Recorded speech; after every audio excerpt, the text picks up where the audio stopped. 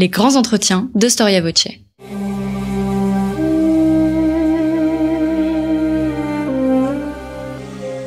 Une émission de la rédaction de Storia Voce.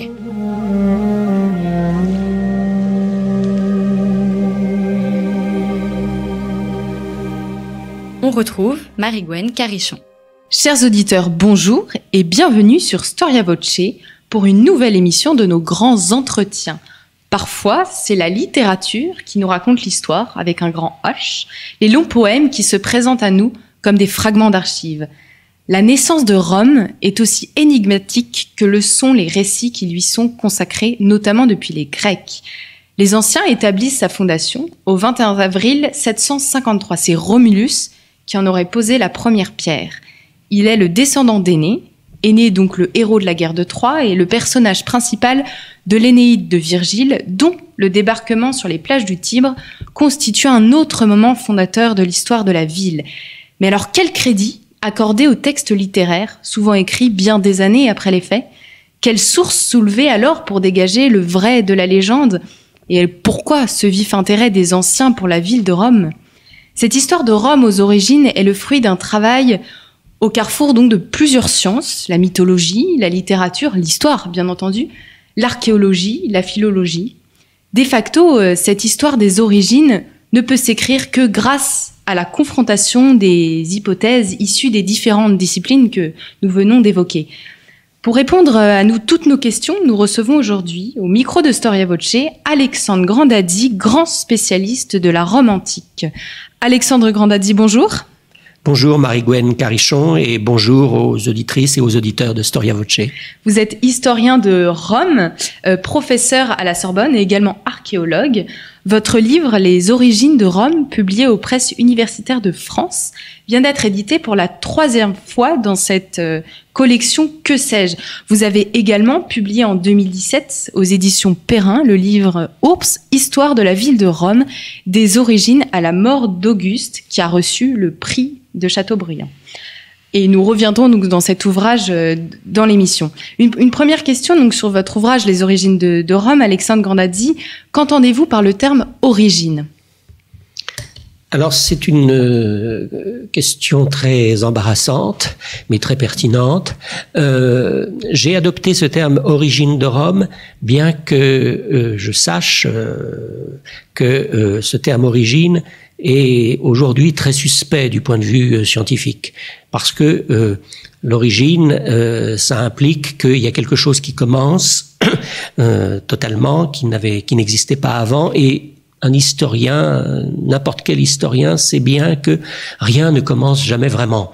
Mais si on pousse loin ce raisonnement, tout se dilue dans une espèce de continuité informelle et nébuleuse, et il y a tout de même une réalité historique et archéologique, qu'à un certain moment, il y a une ville de Rome ou une communauté romaine qui prend de l'importance, qui n'en avait pas avant.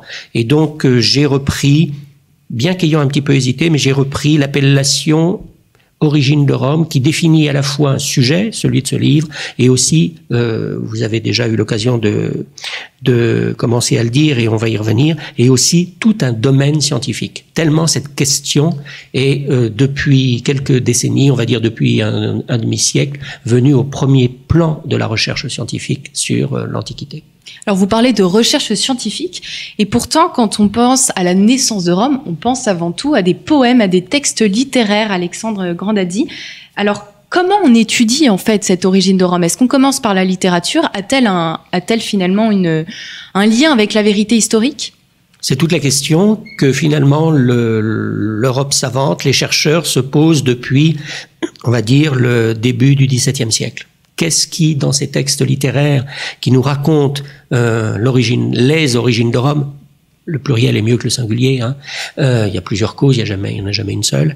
Qu'est-ce qui, dans ces textes littéraires qui datent de plusieurs siècles après les supposés événements qu'ils sont censés raconter, qu'est-ce qui est vrai, qu'est-ce qui est faux?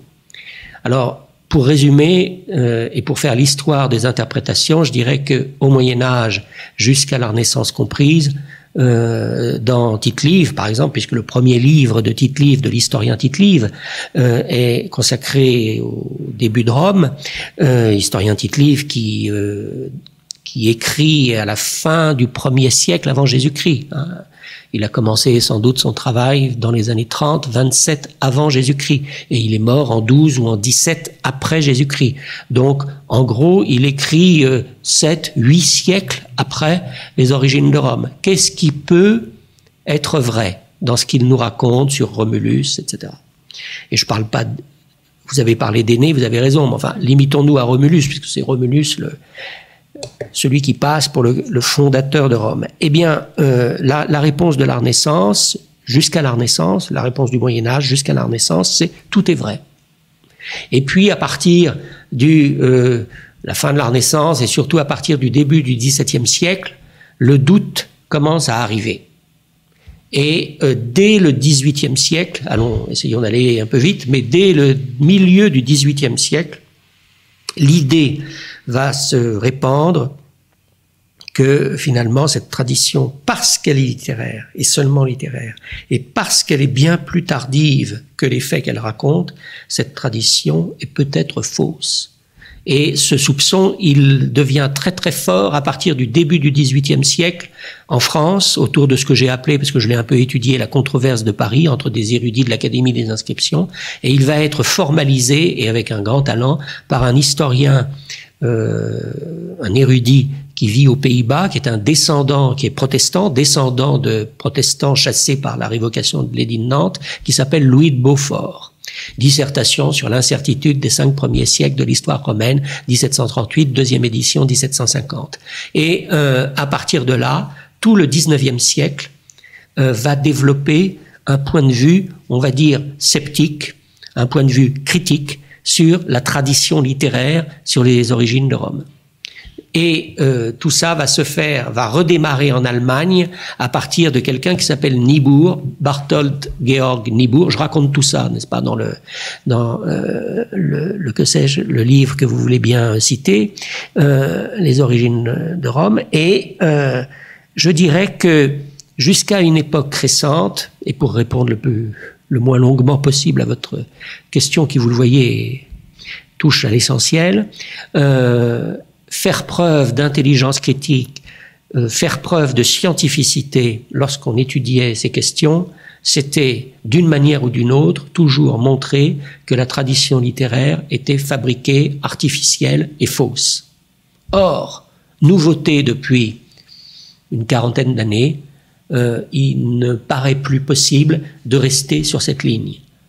À cause de l'archéologie, bien sûr, on va y revenir, mais aussi à cause de tout un ensemble de disciplines annexes de l'histoire qui tentent à montrer que cette tradition littéraire, eh bien finalement, elle n'est peut-être pas si fausse que le XVIIIe et le XIXe siècle l'avaient cru. Et tout le débat, il reste là, et il est très vivace, et c'est, je crois, ce qui fait son intérêt. Alors, vous avez parlé de textes littéraires, d'historiens. Est-ce que la première chose qui nous permet peut-être de porter un peu de croire à la vérité historique de ces textes, c'est les similitudes qu'on retrouve entre les différents historiens et les différents poètes qui ont parlé de cette naissance de Rome? Oui et non, parce que cette similitude, elle pourrait très bien être due au fait qui paraît à peu près prouvé par la recherche, c'est-à-dire que pour dire les choses rapidement, les textes grecs qui parlent des origines de Rome sont fragmentaires. Ce sont des fragments d'auteurs qui nous ont été rapportés essentiellement par 2 auteurs tardifs, par rapport aux événements, qui sont Denis d'Halicarnasse d'une part, qui est à la même époque que Tite-Live, c'est-à-dire fin du 1er siècle avant Jésus-Christ. Un peu après, il commence, lui, à écrire son premier livre de ses antiquités romaines en 7 avant Jésus-Christ, et Plutarque. Plutarque, lui, c'est le début du 2e siècle de notre ère. Et ils ont cité des auteurs du 5e, du 4e siècle avant Jésus-Christ. Mais ils les ont cités, il y a une phrase de temps en temps. Donc ça permet tout de même que ça ne permet d'avoir qu'une vue assez approximative de ce qui se disait chez les Grecs sur la Rome des origines au 5e et au 4e siècle avant Jésus-Christ. Ce qu'on sait par ailleurs, c'est que les Romains, la tradition romaine, Romulus fondant Rome, Rémus, etc., elle a dû se fixer au 4e siècle avant notre ère. Elle devient canonique c'est pas la peine de faire la démonstration, mais disons, elle devient canonique au plus tard, à la fin du IVe siècle avant notre ère. Et donc, il se peut très bien que tous les textes que nous ayons dépendent de cette normalisation du IVe siècle avant Jésus-Christ. Vous voyez, qui est le stade auquel on peut remonter sûrement. IVe siècle avant Jésus-Christ. Avant, moi je pense qu'on peut remonter avant, mais certains de mes collègues sont pas d'accord. Vous voyez, IVe siècle avant Jésus-Christ, Romulus, Rémus, les jumeaux, ça semble à peu près acquis. Mais ne serait-ce que parce qu'au début, dans le premier tiers du IIIe siècle avant Jésus-Christ, il y a des Romains qui font faire en plein Rome une statue de bronze représentant la louve et les jumeaux. Donc ça prouve que la légende, elle vient pas d'être créée. Donc on peut dire, voyez, on est au début plutôt au début du IIIe siècle avant Jésus-Christ, donc la légende, elle date au moins de la fin du IVe, c'est tout bête. Et donc on ne peut pas dire, pour répondre à votre question, que la relative uniformité sur un certain point, un nombre de points des traditions littéraires antiques que nous avons actuellement prouverait leur véracité.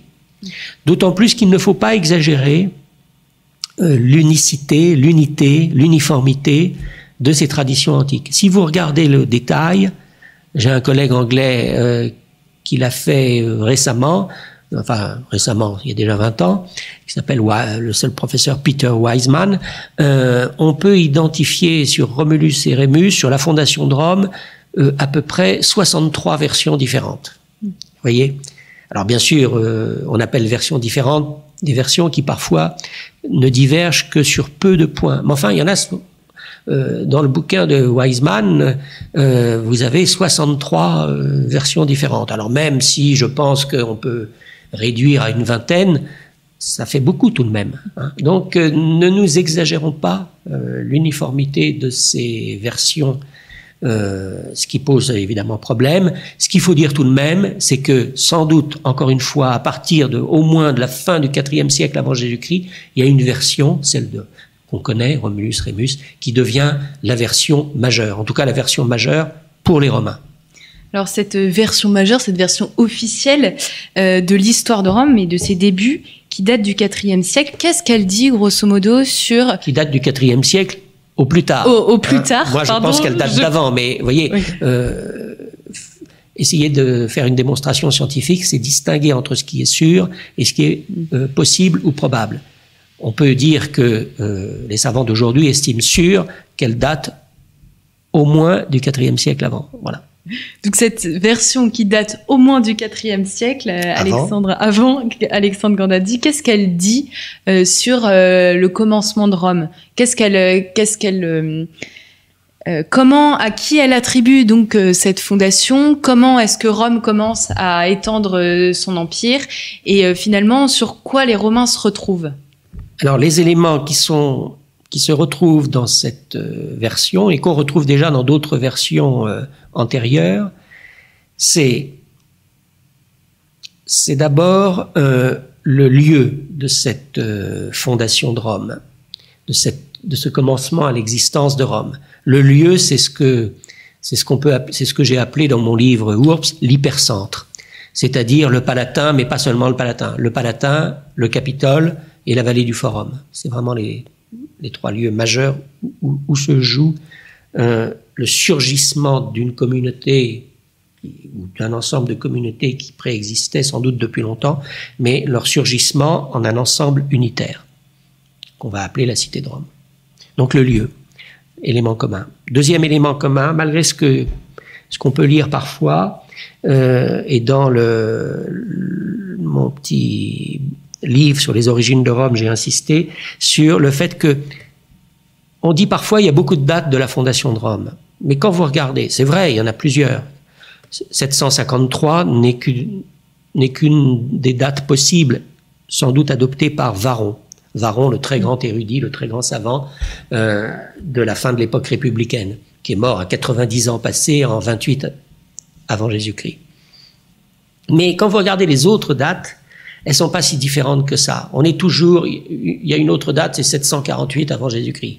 Elle, on sait qu'elle était déjà en circulation au IIIe siècle avant notre ère.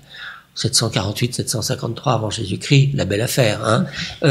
Vous avez une date qui est plus vers la fin du 8e siècle, mais vous avez tout de même des dates qui sont assez proches les unes des autres. C'est toujours, on pourrait dire, comme on dit aujourd'hui, le mi-temps du 8e siècle, avant notre ère. Alors cela dit, vous avez une date, vous avez deux attestations, une grecque, une romaine, pour une date qui serait plutôt première moitié du 9e siècle avant notre ère. Mais à part, donc il y a le poète, il y a quelqu'un qui s'appelle Timée, un auteur grec du 4e siècle avant notre ère, et puis vous avez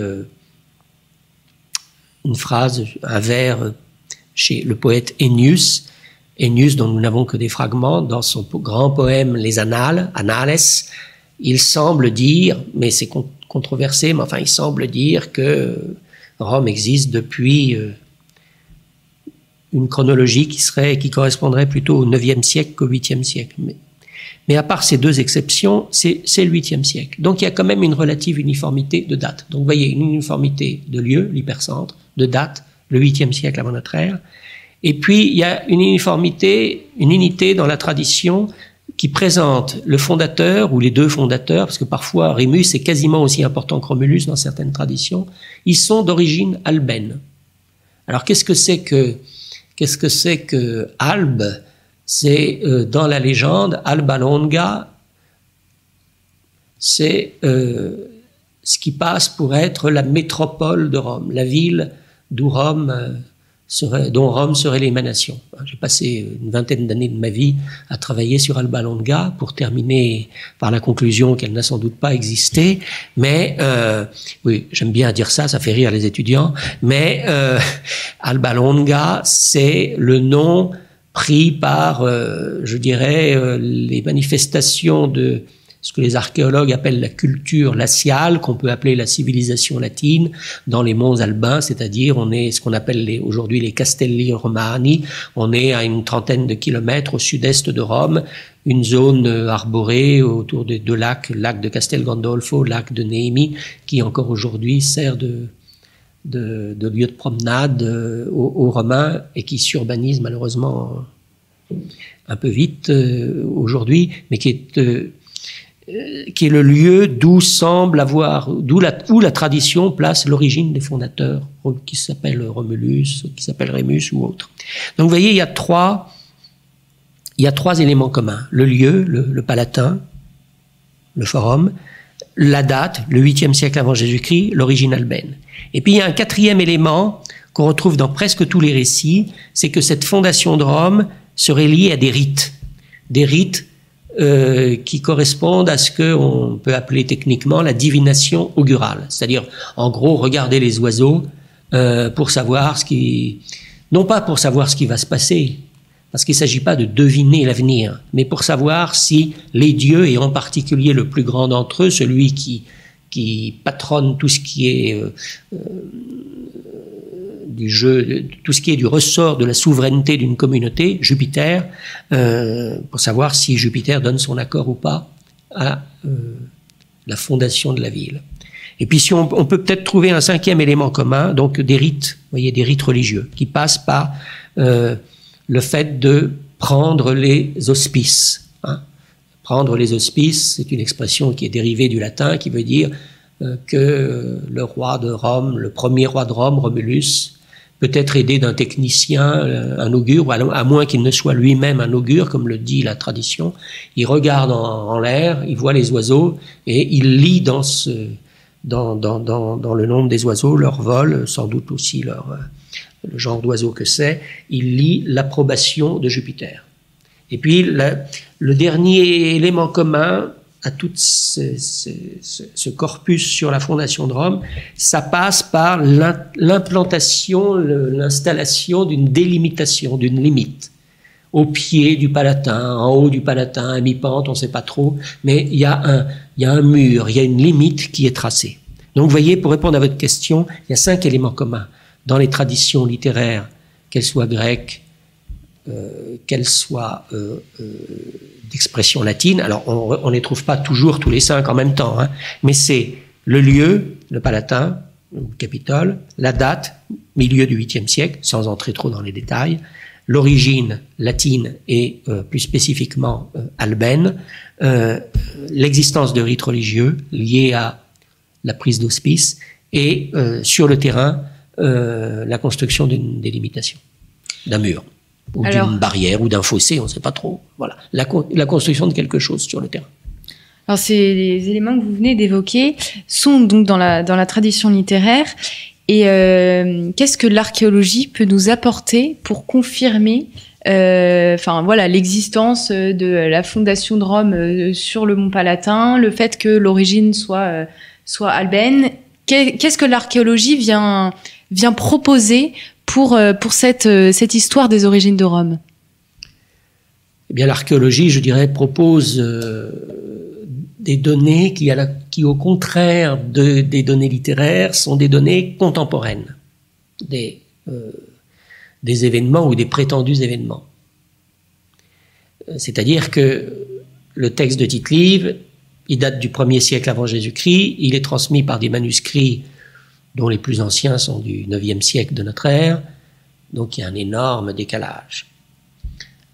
L'objet archéologique, il peut être du 8e siècle avant Jésus-Christ, ce qui en archéologie est assez récent, mais il peut être du 9e, du 10e, du 12e, voire même du 13e siècle avant Jésus-Christ, puisque personnellement, j'essaie d'être un spécialiste des origines de Rome depuis à peu près mes 22-23 ans, et décennie après décennie, j'ai vu reculer dans le temps le début archéologique de cette culture glaciale. Quand j'étais plus jeune, quand j'avais votre âge, mademoiselle, le début de la culture glaciale, c'était 9e, 8e siècle avant Jésus-Christ. Aujourd'hui, on a trouvé et on donne des datations pour le 12e, voire le 13e siècle avant Jésus-Christ. Donc l'horizon chronologique c'est étendu. On est passé, je dirais, d'un horizon Romulus à un horizon Aîné. Si on prend, Aîné n'est pas un personnage ayant réellement existé, mais il est censé avoir existé à la fin de l'âge du bronze, 12e siècle avant Jésus-Christ. Maintenant, des vestiges du 12e, on en a, et on les identifie pour certains comme typiques de la région du Latium. Donc l'archéologie, elle apporte des objets qui sont contemporains des événements ou de la possibilité d'événements. Donc ça, c'est une possibilité extraordinaire. Et ces objets ne sont transmis sans médiation, sans intermédiaire, sans filtrage. Et alors, il y a le filtrage de notre interprétation. Il faut d'abord les avoir trouvés. Mais ça, ce sont des fouilles qui permettent... Parce que ces objets, c'est quoi? En général, ce sont des contenus des tombes. Il se trouve qu'à partir du, disons, 12e siècle, 11e siècle avant notre ère, les gens qui habitaient dans la région de Rome, sur le site même de Rome et autour, dans la région qu'on appelle le Latium, dont les habitants sont dits latini, c'est pour ça qu'on parle d'une langue latine, et la langue de Rome, c'est le latin. Eh bien, il se trouve que les communautés humaines, sans doute composées de peu de personnes, mais qui, à partir du XIIIe, XIIe siècle, peuplent cette région, ont la bonne idée de se faire enterrer avec des objets qui ont traversé le temps. Lorsqu'on les retrouve, on peut avoir la possibilité de les retrouver intacts. Par exemple, les chefs de ces petites communautés se font incinérer et les cendres sont placées dans ce vestige archéologique extraordinaire qu'on appelle une urne-cabane. Une urne en terre cuite qui a la forme d'une cabane de ces époques reculées. Donc, on peut savoir à quoi ça ressemble à une case, des villages de l'Afrique subsaharienne tels qu'on les... Je ne sais pas si tels qu'ils existent encore, mais tels que les explorateurs du 19e siècle les trouvaient. Et ce sont des vestiges tout à fait extraordinaires qui donnent une vision très concrète. Et il y a des armes miniatures, il y a des mobiliers miniatures mobilier au sens archéologique, des objets miniatures. Donc, il faut se demander pourquoi c'est miniaturisé, pourquoi. Mais il y a des rites religieux, vous voyez, et il y a des objets. Il y a de la vaisselle aussi. Donc, et à partir du 8e siècle, l'inhumation devient prédominante. Donc, on retrouve en abondance des tombes avec, on retrouve des squelettes et avec tout ce qui va avec, les traces des habits, les traces des bijoux surtout. Les femmes du Latium, 8e, 7e siècle avant notre ère, aimaient bien, au moins pour ce qui concerne l'élite dirigeante, aimaient bien les bijoux, et on retrouve ces bijoux. Et on peut en déduire, on retrouve de la vaisselle, on peut en déduire des tas de conséquences. Et puis, depuis quelques décennies, parce que c'est plus difficile à fouiller, on retrouve aussi des habitats.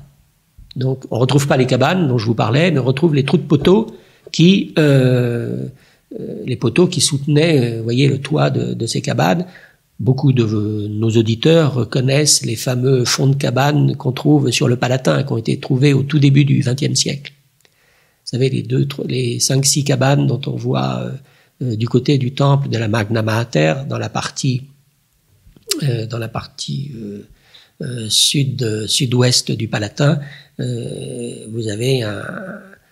vous avez quelques dizaines de mètres carrés occupés par des fonds de cabanes du 9e, 8e siècle avant notre ère. On appelle ça les cabanes de Romulus pour faire image, mais c'est très frappant parce qu'on peut restituer le plan de la cabane, de chaque cabane, grâce aux trous des pieux qui soutenaient la toiture.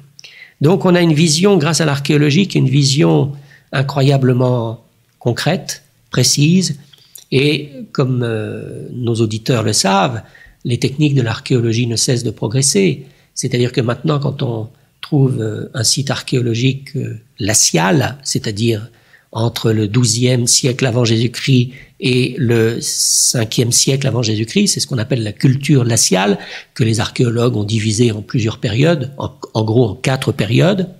Et la période de la fondation de Rome, ça correspondrait à la période 3B. Et maintenant, même le B, on le divise en 1, voire 2, voire 3 phases.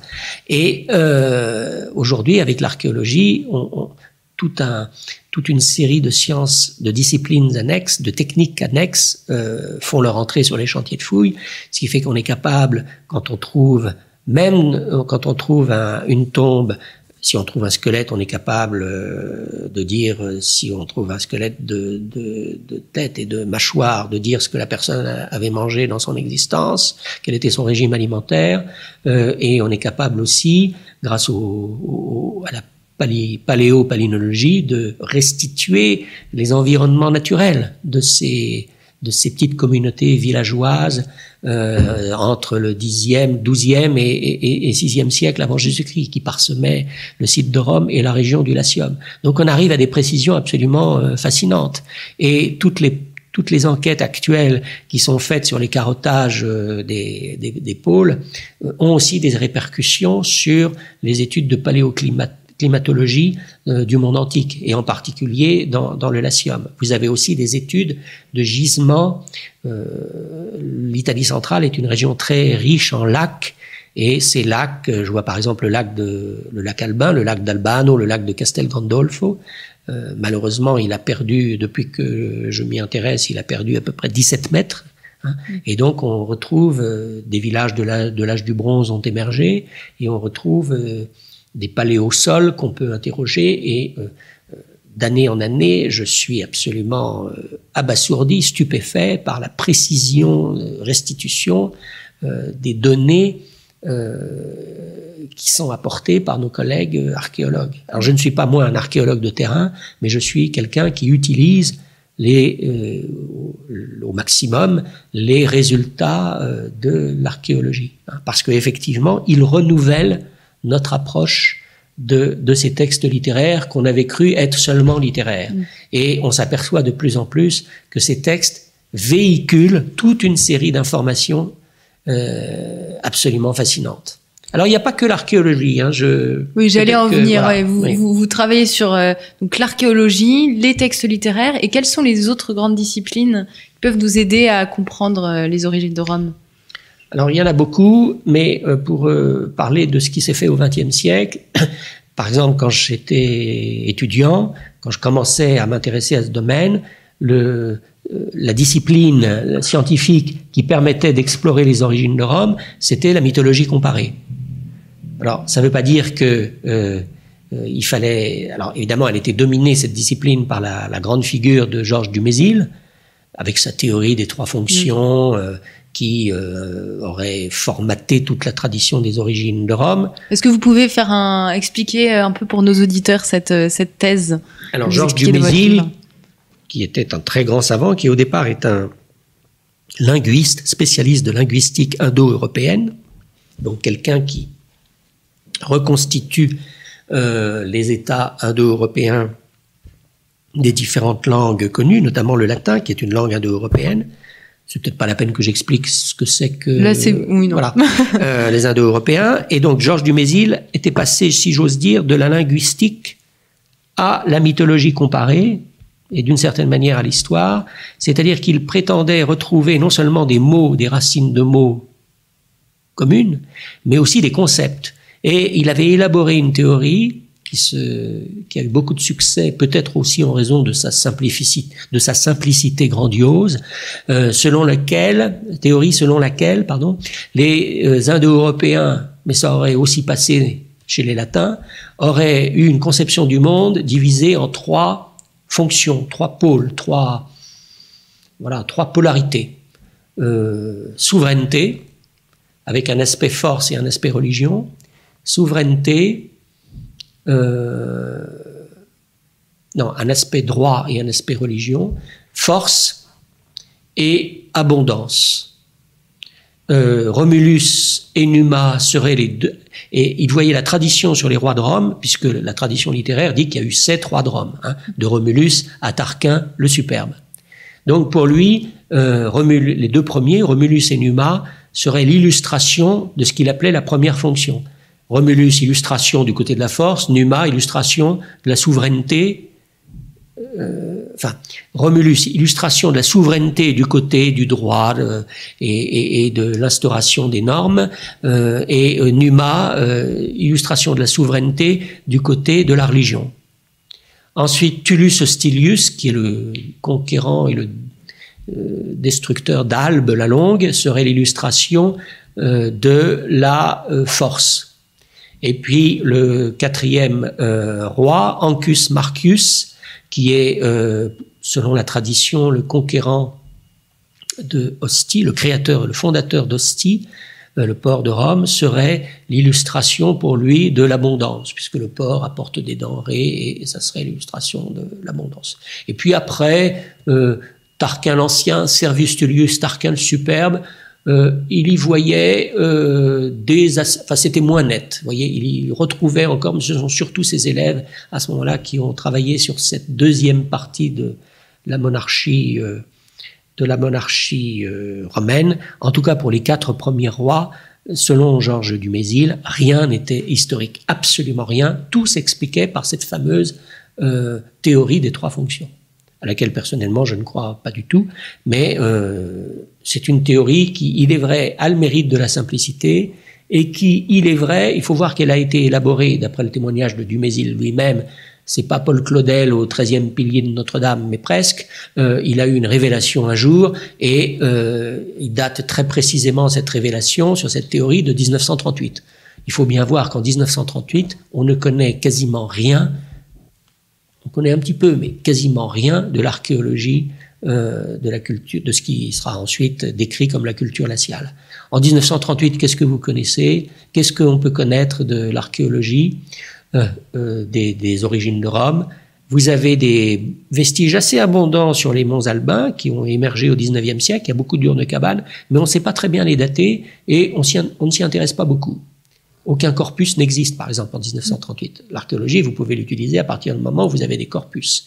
Et vous avez peu de corpus. Et en tout cas, ils sont peu consultés. Vous en avez un, à vrai dire, qui a été élaboré par un Italien qui s'appelle Pinza, mais il est en italien, il est très archéologique, et Dumézil, par exemple, ne l'utilise pas beaucoup. Et sur le site de Rome, vous avez des urnes cabanes trouvées par Giacomo Boni, le grand archéologue du début du XXe siècle, mais c'est tout.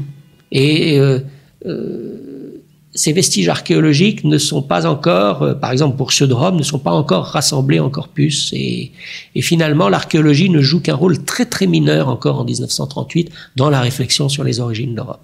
Donc la mythologie comparée, et puis comme on s'est quand même aperçu que ces vestiges sont plus anciens que Romulus, les Uancaman, c'est pas 8e, c'est plutôt 10e, 9e.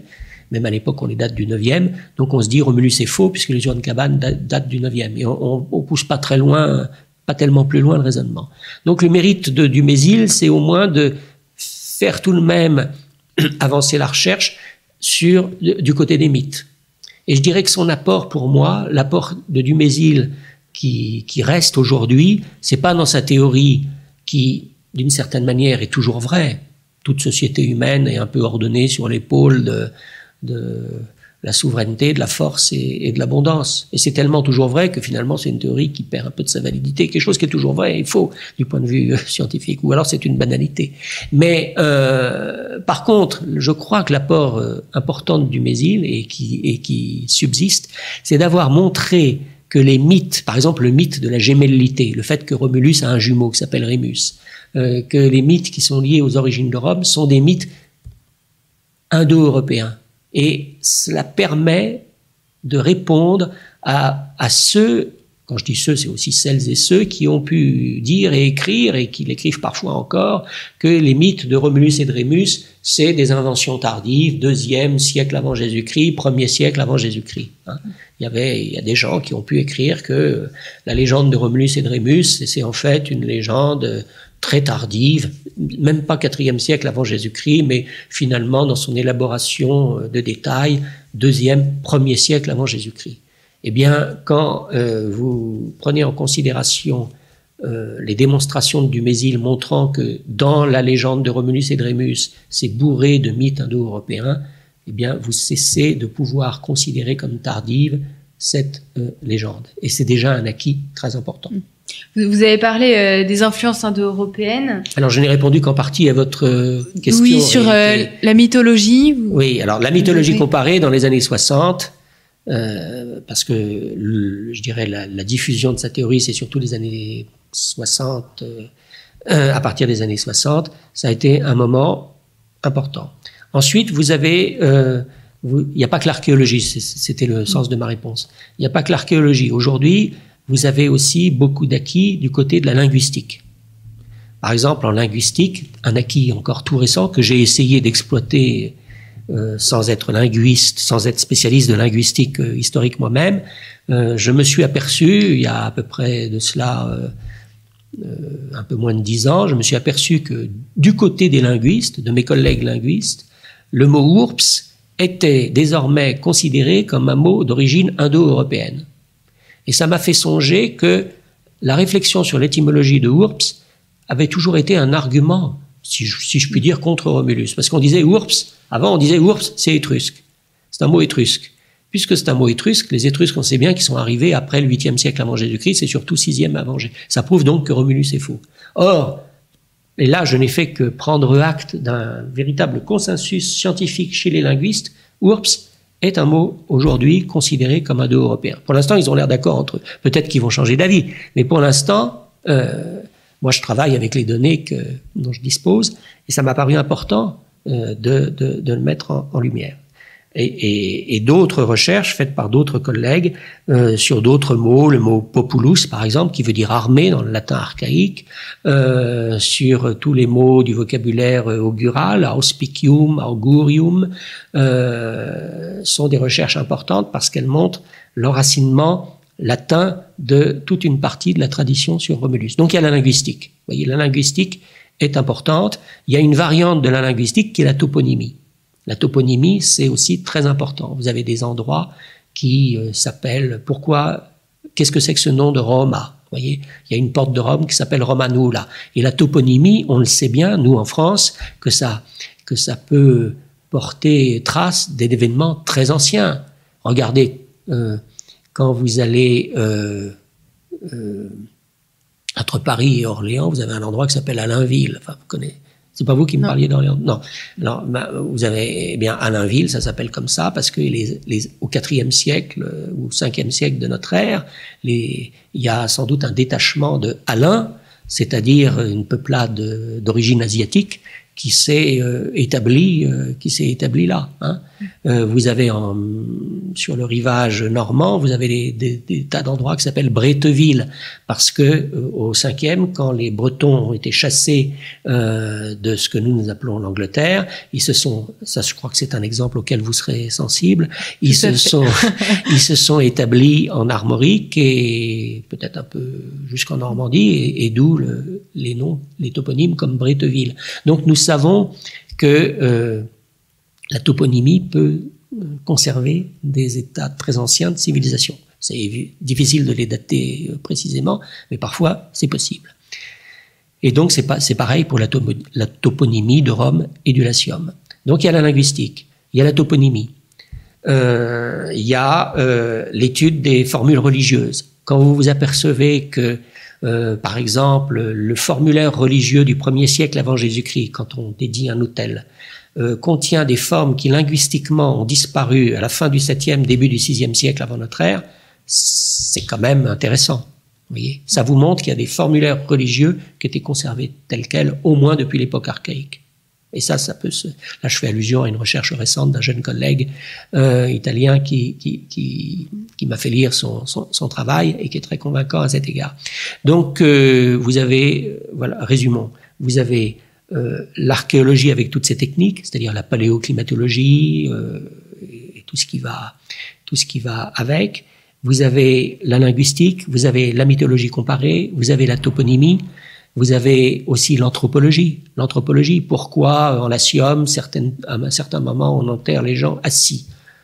Ça, il y a quelques exemples. C'est très très surprenant. C'est l'anthropologie comparée qui a permis à la grande archéologue Anna Maria Bietti Sestieri, dans sa fouille de la nécropole de Gabi, près une vingtaine de kilomètres de Rome, sur la route de Préneste, de trouver l'explication. Vous voyez. Donc, il faut mettre ensemble toutes ces disciplines. Et on s'aperçoit qu'au final, on en sait beaucoup plus que ce qu'on croyait devoir ignorer, première chose, et que deuxième chose, la tradition littéraire est littéraire dans la mesure où c'est une formalisation littéraire, mais elle contient nombre d'éléments, pas tous, je suis pas en train de vous dire tout est bon, etc., mais elle contient beaucoup d'éléments qui viennent de très très loin, de très très haut dans le temps. Alors, on arrive à la fin de notre émission, Alexandre Grandazzi. Quelques mots sur votre ouvrage Urps, Histoire de la ville de Rome, des origines à la mort d'Auguste, donc après les origines de Rome. Qu'est-ce que vous pouvez nous dire sur cet ouvrage ? Alors cet ouvrage est différent et dans son amplitude bien sûr, parce qu'il fait 800 pages et un que sais-je doit se limiter aux 127 pages canoniques, bibliographie comprise. Mais il est différent aussi dans la mesure où le que sais-je est quelque chose qui présente les résultats, et parfois j'essaie tout de même de mettre au moins un résumé des débats. Et alors que le livre qui s'appelle Urps se présente comme un récit. Donc le que sais-je, c'est un exposé, j'espère le plus objectif. J'ai aussi fait place aux thèses que je n'adopte pas. Enfin, un exposé, je crois, objectif, neutre et le plus informé possible. Alors que Urps se présente comme un récit. Je dirais presque, je veux pas dire un roman historique parce que ça c'est une expression catastrophique, parce que quand on dit roman historique, ça veut dire histoire romancée, c'est-à-dire que c'est pas sérieux. Donc, mais enfin, je dirais que j'ai emprunté à la fiction, à l'histoire, à l'écriture de la fiction, quelque chose, par exemple, le fait d'écrire au présent, pour que le lecteur se sente contemporain de ce qui est raconté. Donc, il y a une volonté de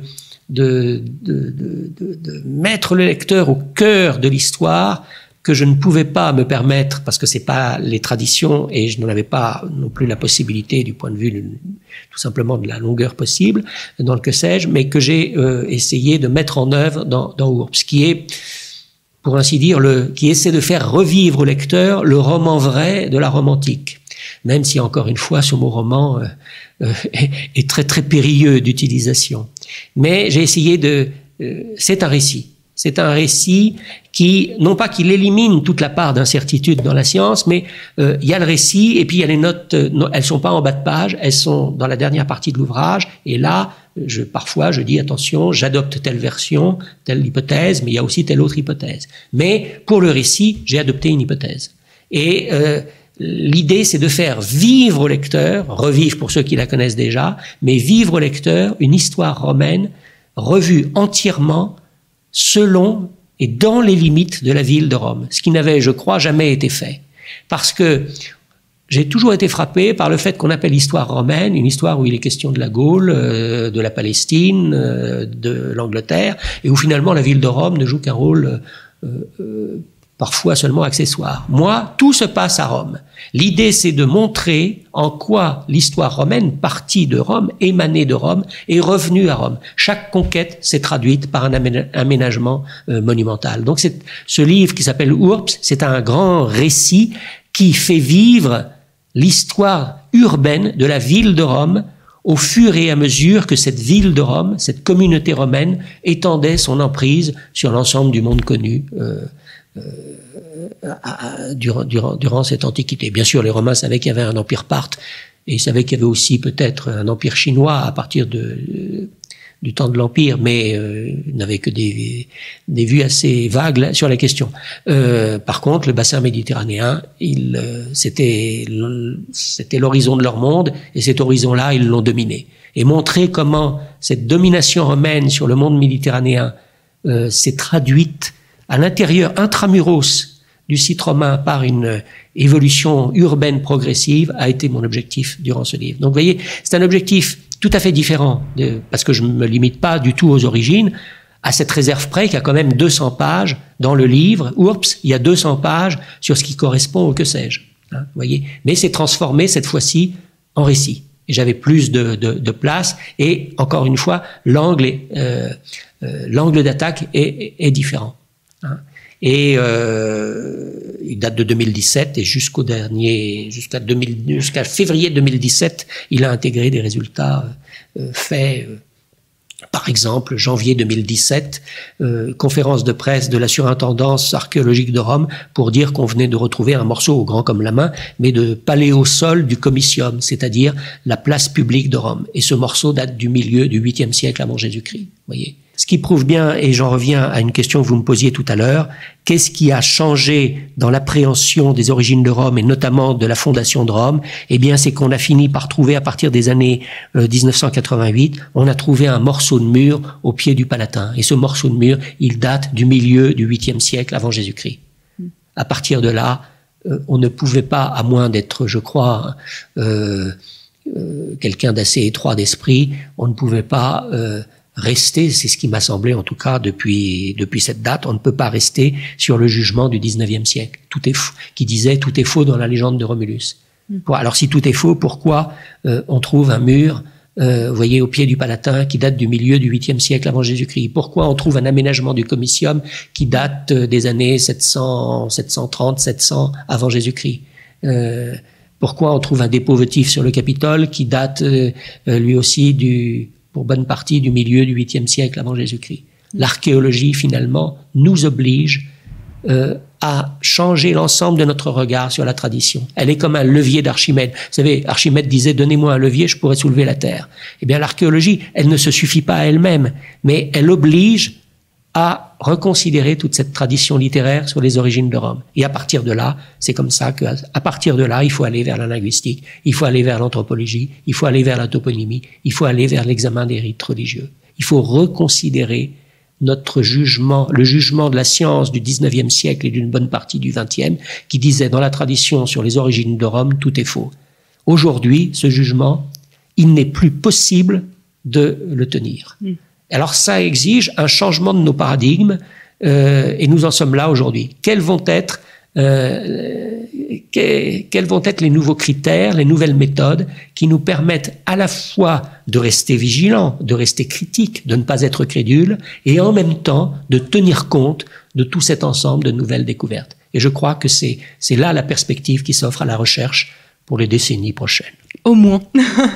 Merci beaucoup Alexandre Grandazzi. Je rappelle donc le titre de vos ouvrages, donc Urbs, histoire de la ville de Rome, des origines à la mort d'Auguste, paru chez Perrin en 2017, et puis le livre qui a donc reçu également, je le précise, le prix Chateaubriand, et les origines de Rome, donc votre ouvrage donc a été publié aux éditions du PUF dans la collection Que sais-je pour la 3e fois en 2019. Un document, chers auditeurs, que je vous invite vivement à consulter et qui vous sera plus qu'utile si vous voulez rafraîchir vos connaissances sur la fondation de Rome et surtout vous initier à l'historiographie antique, si je peux m'exprimer ainsi, puisqu'on l'a vu durant toute l'émission que la démarche était essentiellement pluridisciplinaire. Merci à vous, chers auditeurs, pour votre fidélité et à très bientôt pour une nouvelle émission Storia Voce.